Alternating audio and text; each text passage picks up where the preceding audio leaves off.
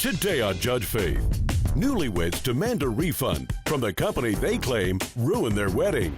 I would say if you're lucky, a quarter to half the people got food. We had to get silverware and platage for all this from the homeowner and the next door neighbor. Everything was consumed. We were never told to go home. They did not say take the food and leave. Right. She ruined her day. Ruined it. The good news is you found the love of your life. There are a lot of people that aren't lucky enough to have that. And later, an older sister brings her brother's ex-girlfriend to court to collect on an unpaid auto loan. She was bartending, drove the truck home, and on the way home, she wrecked the truck. It rolled and it totaled it. She was drunk. Were you sentenced to jail with this DUI? No. What was your sentence? It was probation. I don't know of a case where someone has 3 DUI convictions and they don't go to jail. Faith Jenkins. Her distinguished legal career began when she graduated first in her law school class. She quickly became a tough New York City prosecutor and then a preeminent legal analyst on cable news. And now she's the judge in her own courtroom. Her cases are real and her rulings are final. She is Judge Faith. Plaintiff Michael Anzovino says he and his wife hired the defendant to cater their wedding, but her poor service ruined the reception. He's suing for reimbursement for a wedding reception and punitive damages. He's accompanied in court today by his wife, Renee Smith. Defendant Brittany Johnson says she doesn't know because the wedding guests ate all of the food, so the contract wasn't breached, and she doesn't give refunds. All rise. Court is in session. The Honorable Judge Faith Jenkins presiding. Please be seated. Your Honor, the litigants have been sworn in. This is the case of Anzovino versus Johnson. Thank you, Juan. Michael Anzovino? Yes, Your Honor. You were suing the defendant, Brittany Johnson? Yes. For $5,000, $4,500 reimbursement for a wedding reception that you paid for, and $500 in punitive damages? Mm-hmm. Yes, Okay, Your Honor. I'll start with you, sir. Tell me what's going on here. We're looking to sue for the breach of contract. Okay. There are several points to the reception that things that were promised, things that were not delivered. Was this your wedding, sir? Yes, it was mine and my wife, Renee. Okay, congratulations. When was the wedding? June. So what happened? How did you come to hear about the defendant? You're a caterer, ma'am? Yes. Okay, how long have you been in that line of work?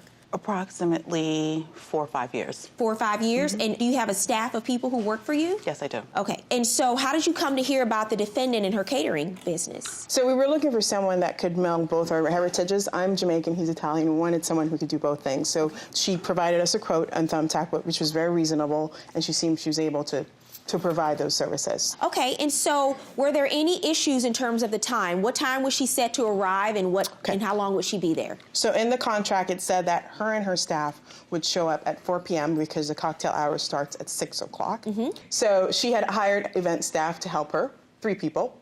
Those 3 people showed up at 4:30. Her people with the food and caterer didn't show up until 5:50, 10 to 6. That's when we 10 minutes to 6 before the reception will start? Why is that? To this day, I don't even know, Your Honor. What do you mean you don't know? Because I've asked time and time again what happened. I've never been able to get a direct answer. And because of this, because I entrusted them, they were paid to get there at a certain time, it did not happen. You know, this is a very unfortunate situation. Mm-hmm. So, did the car break down? Were you double booked? Is something else going on? I don't understand why you don't know why they were late. Were they paid? Yes. So, my question to you is, if you know then that clearly there's an issue, why haven't you worked out some kind of settlement with the plaintiffs in terms of what they paid? Because even though they were late, everything was consumed. We were never told to go home. They did not say take the food and leave. Everything was consumed. It just did not happen. Okay, so you know it's their wedding reception, right? What do you think? So they have no food there. Do you think they're going to tell these people to turn around and leave, or are they going to take what they can and try to salvage and do the best they can with the situation? Come on, you've been doing this for 5 years. You know how these things work. Is there something you're not telling me? No. Is there someone you're protecting? Because I don't get this. No. Tell me, do you have any testimony? What do you have from people who were at your reception as to their experience? We have many emails. We have a video statement from the homeowner herself. Because it was at a friend's house. And we also have emails with a people's own accounts. Okay, let me see the video from the homeowner, then I'll look at some of these. The caterers are so frazzled because they've decided that they don't have enough plates and silverware for the guests. She pulls out raw chicken, and she's gonna cook chicken in my kitchen with no air conditioning for 100 people for Renee and Mike's wedding. And I went, oh no, what can I do to help? And she said, can you make the salads? So I called up my neighbor and said, you gotta get over here. We have to make salads for 100 people.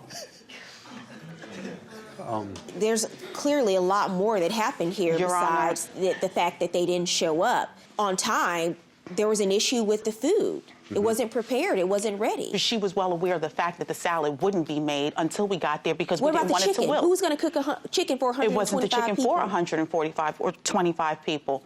It was the chicken for the children, which was only about 10. Was there an agreement that they would use your kitchen to fry chicken? She told us we could. She told us we could. Anything that does not feed. To warm it. She only needed the pot to make the linguine. Everything else would be cooked. I would say if you're lucky, a quarter to half the people got food. Most place settings were not there. We had to get silverware and platage for all this from the homeowner and the next door neighbor. We had family and friends starting to serve water to people, moving stuff from the cocktail hour, and then moving it from the cocktail hour up to the reception. And that's because they chose to. I'll just say this. She hired 3 people to cater to event staff. Then she had 2 of her own people who were cooking in. Or did anything go right at all no, at this reception? No. Anything? I mean, obviously you can see it's a breach of contract. She ruined her day. Ruined it. She had the audacity to say our family was impeding her staff. They were. We had no. Even though they asked them to make the salad. Coming up, the details of the wedding disaster are disputed.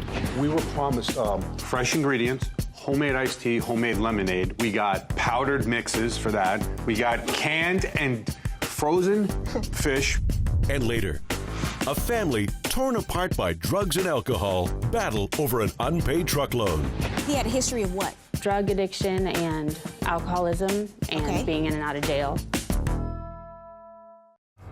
Plaintiff Michael Anzovino says Brittany ruined their wedding reception. He's suing for reimbursement for a wedding reception and punitive damages. He's accompanied in court today by his wife, Renee Smith.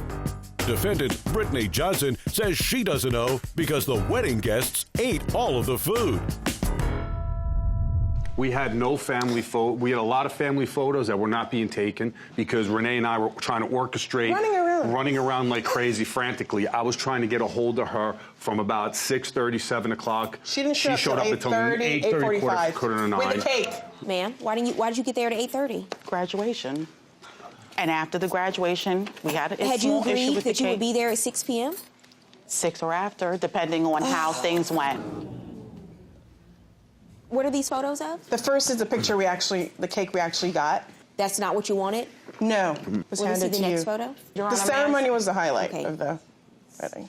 This is at the But reception? the flowers were Yes. Well, someone's dancing. People We are had a having live good band, time. so people had fun.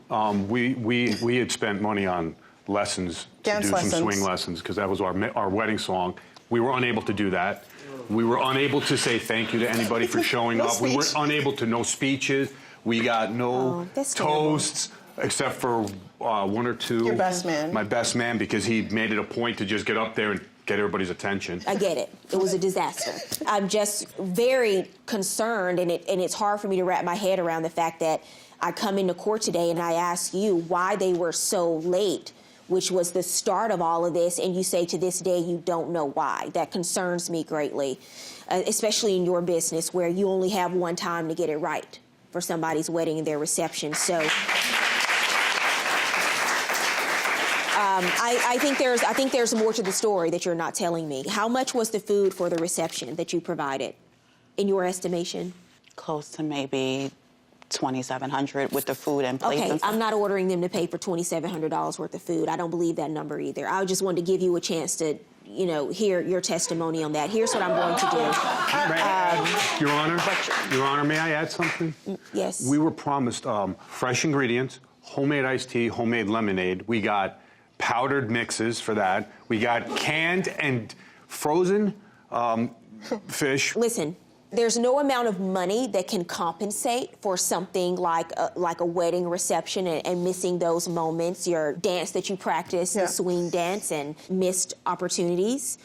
But the good news is you found the love of your life, right? Amen to that. There are a lot of people that are lucky enough to have that. So you found the love of your life, and you have a lifetime ahead of you to make many other memories. Yes. And I wish the two of you the best. You paid $4,100 for the food and the service at the reception. I'm going to order the defendant to refund you $3,500 at that. That's my judgment, $3,500 for the plaintiffs.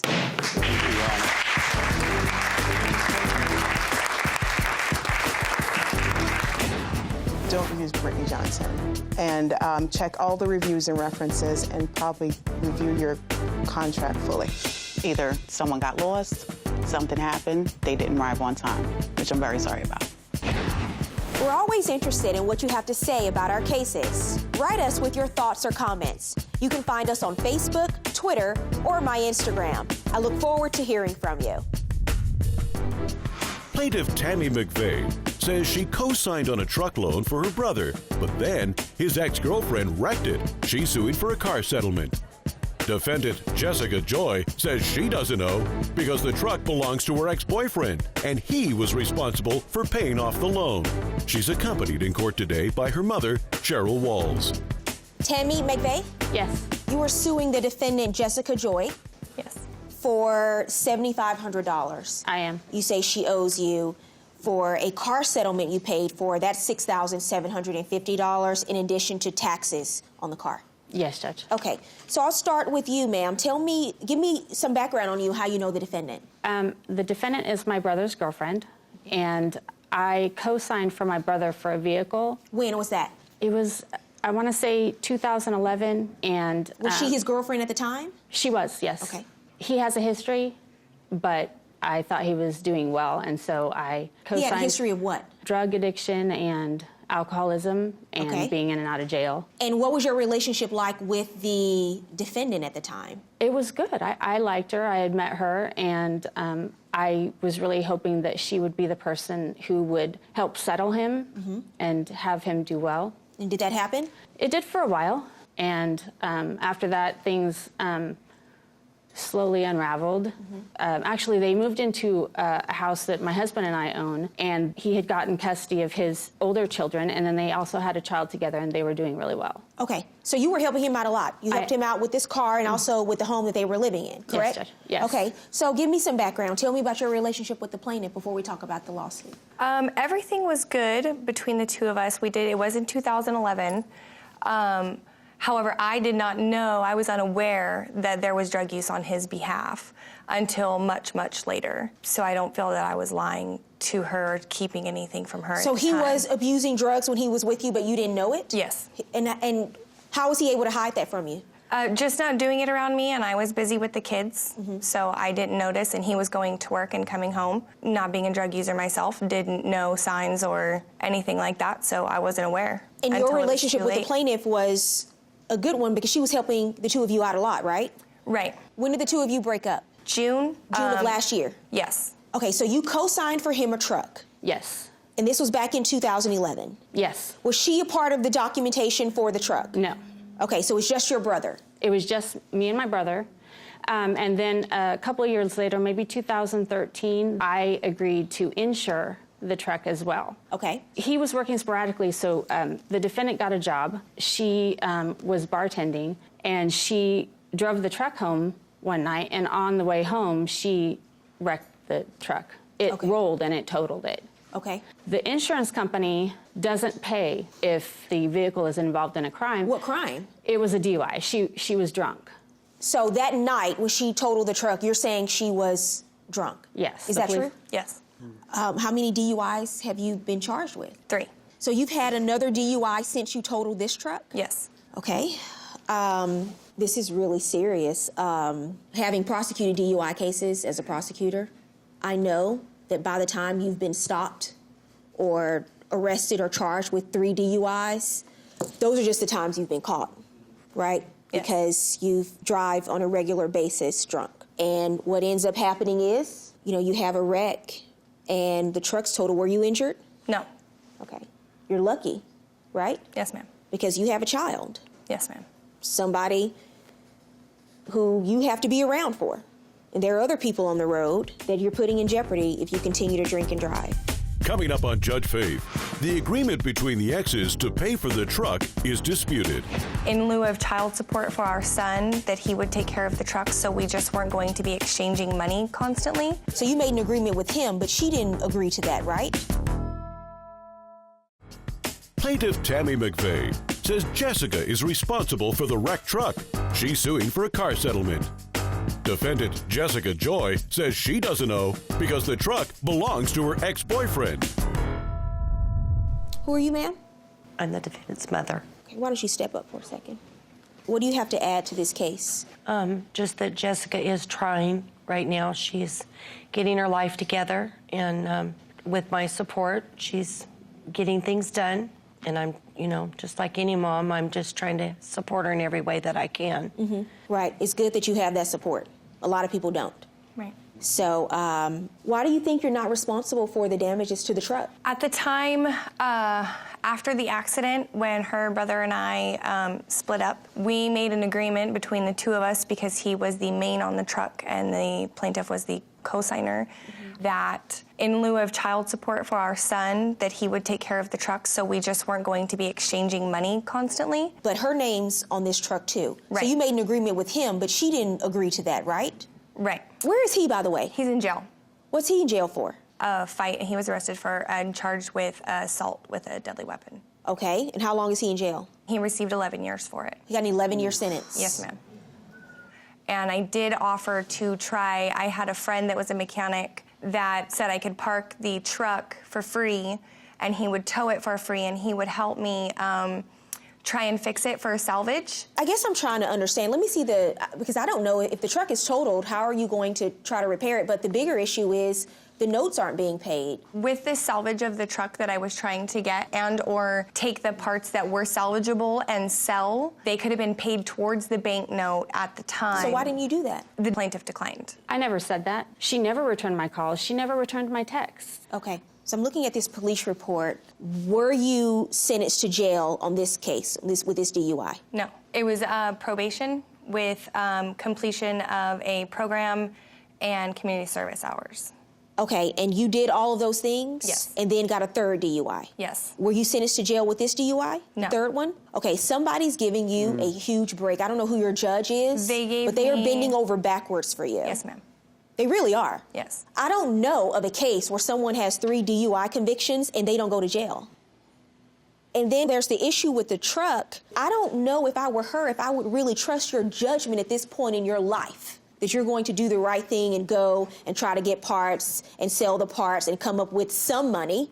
Because the issue is no one's paying for the truck. That's the real issue. I still have a truck that's damaged. The person who's responsible for the damages is you. It's not him. It's you. Coming up, Judge Faith rules. And now, Judge Faith rules.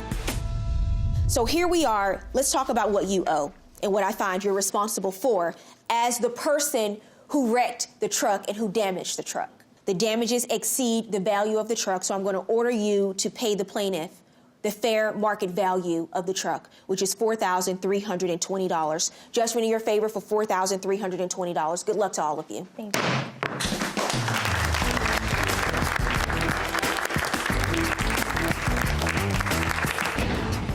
I'm sad that it turned out the way it did. I feel it should be his responsibility, and she should have gone after him instead of me. If you or someone you know has a dispute, don't take the law into your own hands. Let Judge Faith rule on it for you. To submit your case, go to judgefaith.com and tell us your story. See you in court.